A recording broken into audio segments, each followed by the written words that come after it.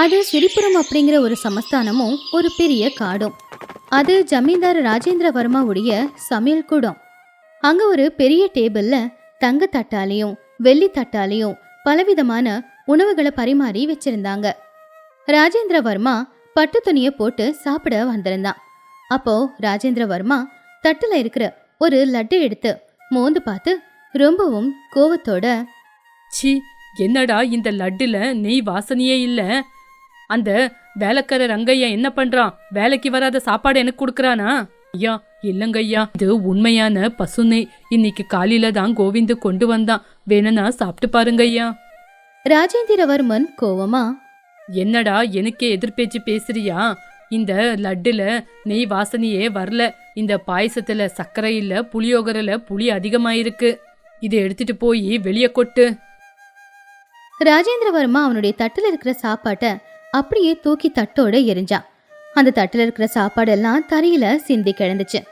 அப்பதான் ஒரு வயசான பாட்டி அங்க வந்தாங்க. ஐயோ ராஜேந்திர, என்ன வேலை செஞ்சிட்டப்பா? அன்னம் பரபிரம்மம் சொரூபம். இந்த மாதிரி காலெல்லாம் மெரிக்க கூடாது. எதுக்குப்பா இந்த மாதிரி சாப்பாட நாசமாக்குன? சாப்பாட்டுக்கு கஷ்டப்படுற எத்தனையோ பேர் இருக்காங்க, அவங்களுக்கு கொடுத்துருக்கலாம்ல. இங்க பாருங்க பாட்டி, நீங்க எனக்கு புத்தி சொல்லாதீங்க. என்கிட்ட இருக்கிற சொத்துக்கு என்கிட்ட எப்பவுமே சாப்பாடு காலியாகாது. சாப்பாடு கிடைக்கலனாலும் இந்த மாதிரி சாப்பாட தொடமாட்டேன். இந்த சொத்து எப்பவுமே நம்மளது ஆவாதப்பா. பசி எடுக்கும்போது தங்கத்தை சாப்பிட முடியாது, வெள்ளிய முழுங்க முடியாது. அந்த அன்னபூர்ணிக்கு கோவம் வந்தா உனக்கு ஒரு துளி சாப்பாடு கூட கிடைக்காது. கொஞ்சம் பார்த்து பத்திரமா இரு. அதை கேட்டு ராஜேந்திரவர்மா சிரிச்சுக்கிட்டே, இந்த திருப்புர ராஜானா எனக்கு சாப்பாடு கிடைக்காதா? அதெல்லாம் கனவுல கூட நடக்காது. நீங்க அப்படி சொல்லாதீங்க. டே வீரா, நம்ம வேட்டைக்கு போனோம். இன்னைக்கு காட்டுக்கு போய் நம்ம மாமிசத்தை சாப்பிடணும். சரிங்க ஐயா, இப்பவே ஏற்பாடு பண்றேன். ஏம்பா, இன்னைக்கு காட்டுக்கு போவாத. சகுனம் நல்லா இல்லப்பா. இந்த சகுனம் எல்லாம் சாதாரணமான ஜனங்களுக்கு தான், எனக்கு இல்ல. டேய் வாடா, கிளம்பலாம். அது அந்த ஊருக்கு பக்கத்துல இருக்கிற அந்த பெரிய காடு. மரங்கள் எல்லாம் ரொம்பவும் உயரமா இருந்துச்சு. சூரிய ஒளி கூட தரையில படாத அளவுக்கு உயரம். அப்ப ராஜேந்திரவர்மா குதிரையில போய்கிட்டு இருந்தான். டே வீரண்ணா, அங்க பாத்தியா அந்த மான் குட்டி எப்படி ஓடுதுன்னு?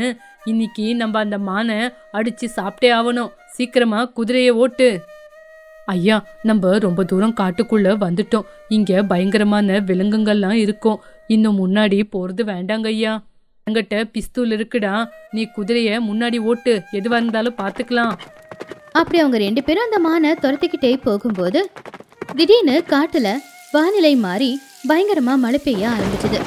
பயங்கரமான புயல் காத்தும் வீச ஆரம்பிச்சுது. குதிரைங்க அந்த சூழ்நிலையை பார்த்து பயந்துச்சுங்க. அதனால பயத்துல ராஜேந்திரவர்மனை தூக்கி போட்டுட்டு குதிரை அங்கிருந்து ஓடி போச்சு.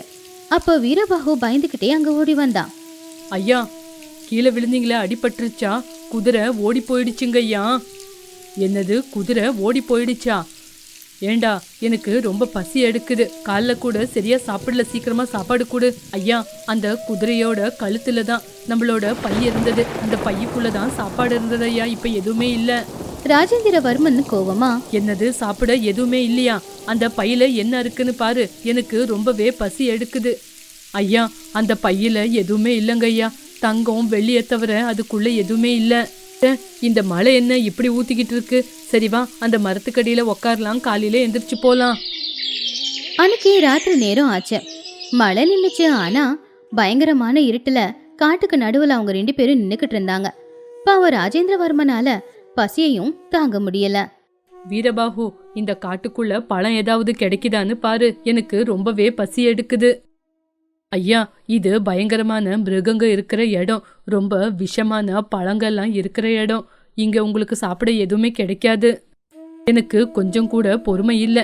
காலையில அந்த பாயசம் லட்டையாவது சாப்பிட்டு இருக்கலாம். நான் கோவத்தோட சாப்பிடாம வந்துட்டேன். அதுதான் பிரச்சனை. ஐயா, இப்ப அதை பத்தி யோசிச்சு எந்த பிரயோஜனமும் இல்ல. ராஜேந்திரவர்மன் தரையில படுத்தான். ஆனா அவனுக்கு தூக்கம் மட்டும் வரவே இல்லை. கண்ணு மூடினாலே கண்ணுக்கு முன்னாடி பலவிதமான உணவுகள் தான் வந்து போகுது. அவன் கிட்ட இருந்த பைய திறந்தான். அதுல இருந்தது வெறும் தங்க காசுகள் மட்டும்தான். என்கிட்ட இவ்வளோ தங்கம் வெள்ளி எல்லாமே இருக்கு. இதெல்லாம் இருந்தாலும் என்னோட வயிறு நிறைய மாட்டேங்குது. ஐயோ கடவுளே, இது என்னப்பா எனக்கு வந்த சோதனை? அடுத்த நாள் காலையில 2 பேரும் நடந்து நடந்து ரொம்ப சோர்வடைஞ்சாங்க. ராஜேந்திரவர்மனால நடக்க முடியல. அதனால அவன் ஒரு பாறையில போய் உக்காந்துட்டான். வீரபாகு, எனக்கு குடிக்க தண்ணி வேணும். ஐயா, இவ்வளவு கிட்ட எந்த பழமும் கிடைக்காது. அதோ அங்க ஒரு பழம் இருக்கு. அது விஷமா என்னன்னு கூட தெரியலங்க ஐயா. வீரபாகு மரத்துல ஏறி ஒரு பழத்தை பறிச்சுட்டு வந்து கொடுத்தான். அது பார்க்க கருப்பா காஞ்சி போன பழமா இருந்துச்சு. ஐயா, இந்தாங்க ஐயா. சி, இது என்ன? இந்த பழமே கெட்டு போயிருக்கு. இந்த பழம் எனக்கு தேவையில்லை, தூக்கி கடாசு. ஐயா, நீங்களே பார்த்து கடாசுங்க ஐயா.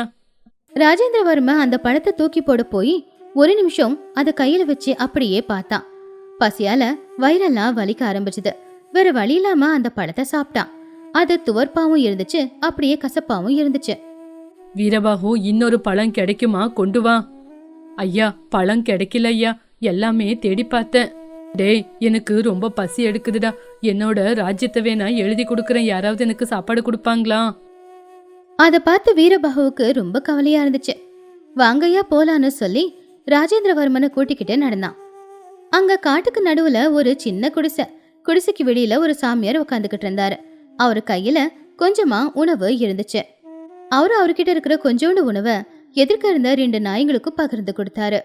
ராஜேந்திரவர்ம அந்த குடிசையை பார்த்த உடனே ரொம்பவும் சந்தோஷப்பட்டான். வீரபாகு, அங்க பாத்தியா ஒரு குடிசை வீடு இருக்கு, வா வா.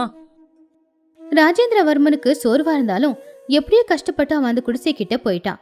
அவனுக்கு பின்னாடி வீரபாகுவும் நடந்து வந்தான். ஐயா, நான் 2 நாளா சாப்பிடல. உங்ககிட்ட சாப்பிட ஏதாவது இருந்தா கொடுங்க ஐயா. என்கிட்ட தங்க நாணயருக்கு கொடுக்கறேன்.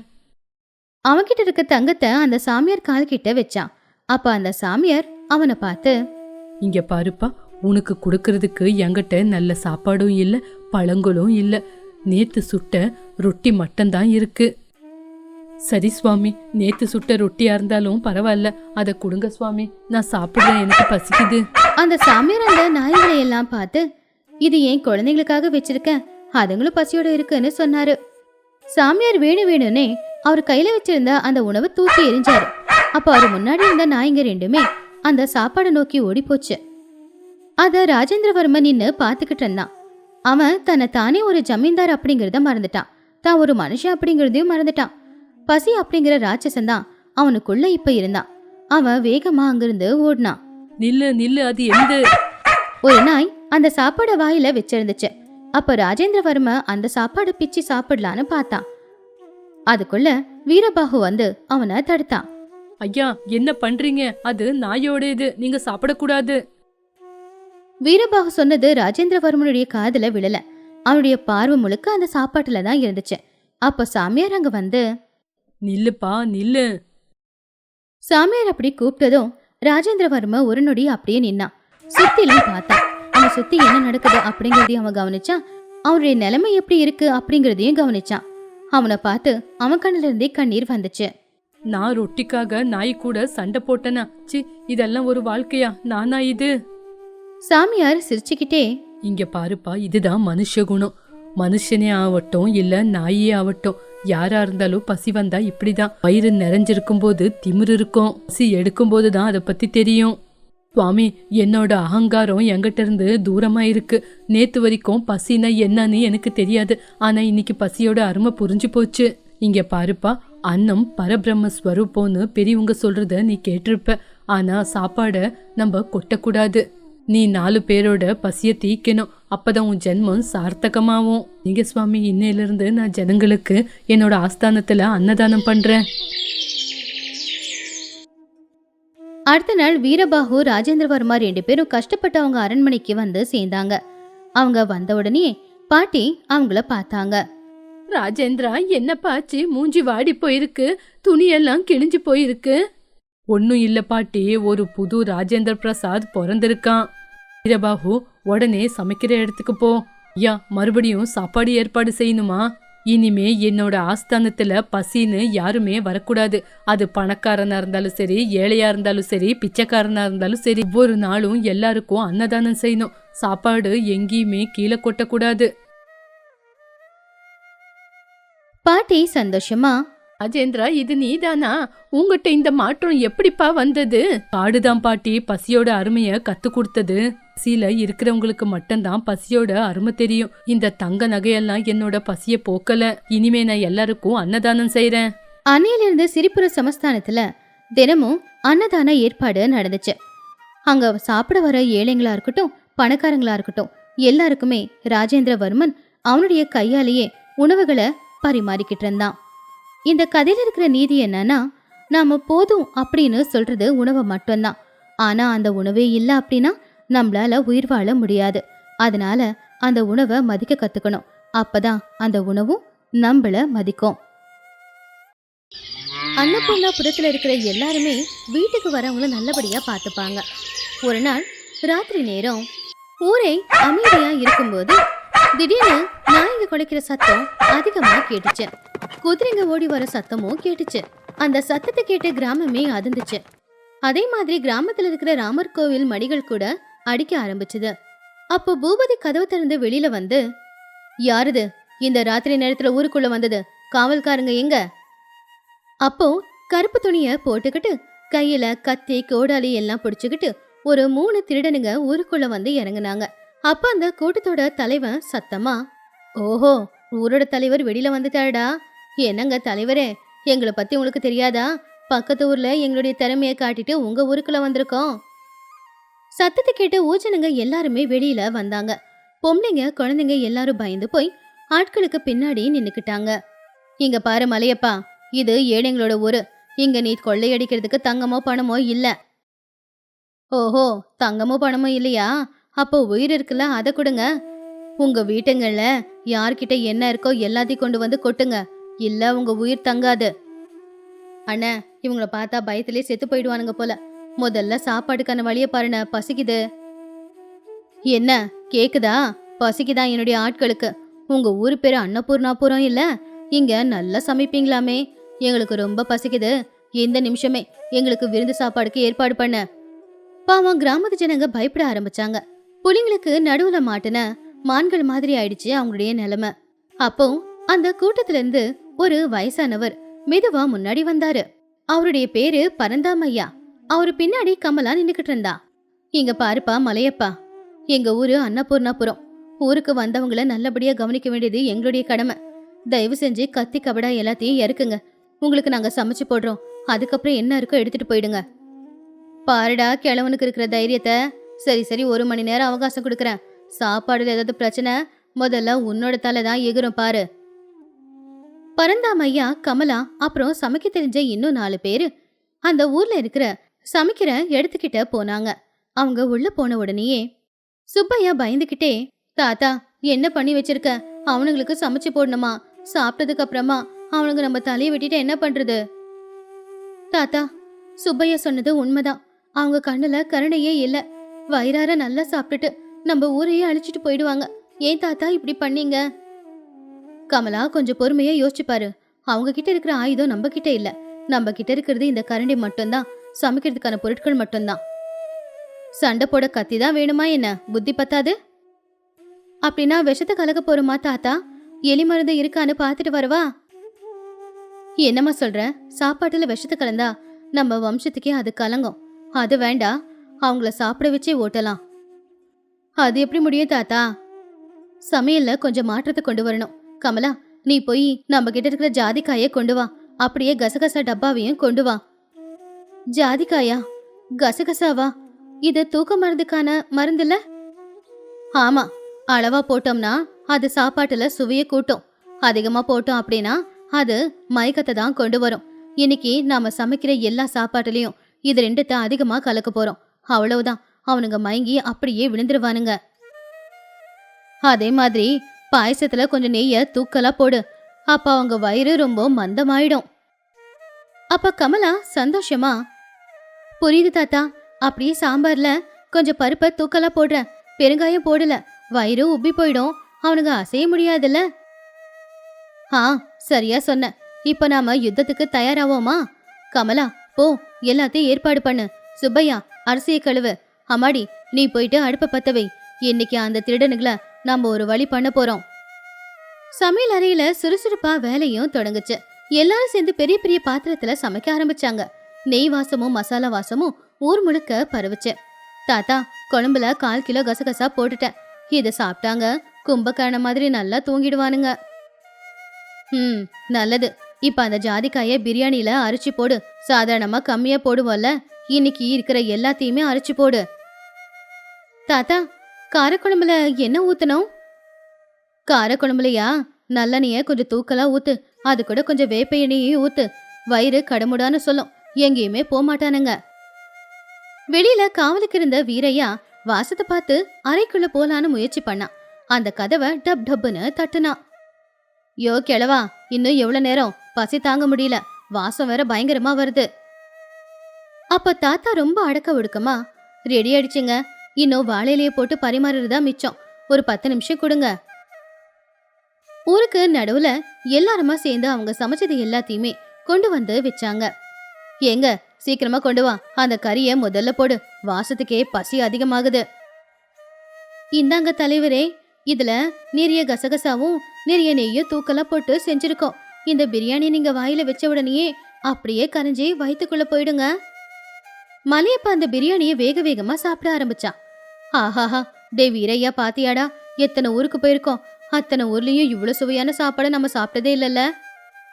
வீரையா வாய் நிறைய சாப்பாடு வச்சுக்கிட்டு, ஆமாண்ணா, இந்த பிரியாணில என்னமோ இருக்கு, சாப்பிட சாப்பிட இன்னும் சாப்பிடுன்னு சொல்லுது, ரொம்ப நல்லாதானே இருக்கு.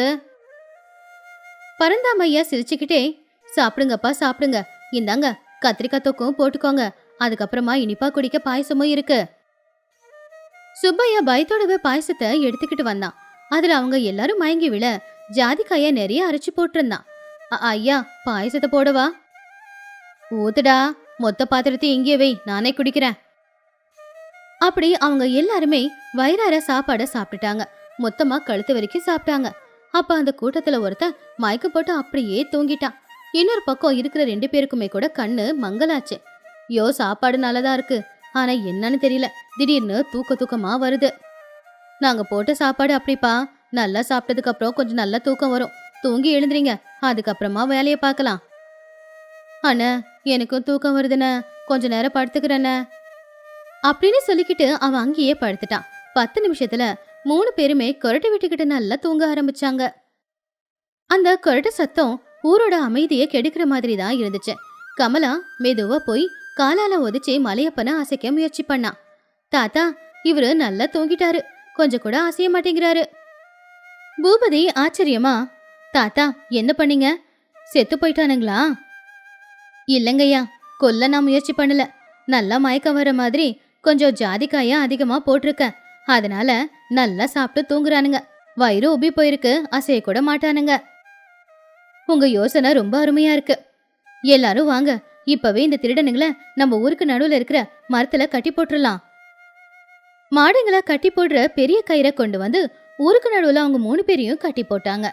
அடுத்த நாள் காலையில சூரியனும் மெதுவா வெளியில வந்தான். வெயில் அந்த மரத்து மேல பட்டுச்சு. ஆனாலும் இன்னும் மயக்கத்துல அந்த திருடனுங்க 3 பேரும் தூங்கிக்கிட்டே தான் இருந்தாங்க. அப்பதான் தூரத்துல இருந்து ஒரு போலீஸ் வண்டி வர சத்தம் கேட்டுச்சு. பக்கத்தூர்ல இருந்து போலீஸ் அதிகாரிங்க எல்லாரும் அந்த ஊருக்கு வந்திருந்தாங்க. அப்ப போலீஸ் அதிகாரிங்க அந்த காட்சியை பார்த்து ரொம்பவும் ஆச்சரியப்பட்டாங்க. என்ன இது, இந்த திருட்டு கும்பலை கண்டுபிடிக்க நாங்க படாத பாடு பட்டுக்கிட்டு இருக்கோம், நீங்க என்னன்னா இவ்வளவு சுலபமா கட்டி போட்டிருக்கீங்க, உங்ககிட்ட ஆயுதம் இல்லையே, அப்புறம் எப்படி? அதை கேட்டு பூபதி சிரிச்சுக்கிட்டே அதிகாரி கிட்ட, இது எல்லாத்துக்கும் காரணம் எங்க ஊர் பெரியவர் தான், அவருடைய கரண்டி தான் எங்களுக்கு யுத்த ஆயுதமே. கரண்டியால யுத்தமா, என்ன ஆச்சரியம்? ஆமாங்கய்யா, கத்தியால அடிச்சா ரத்தம் வரும், அதுவே சாப்பாட்டால அடிச்சா தூக்கம் வரும்.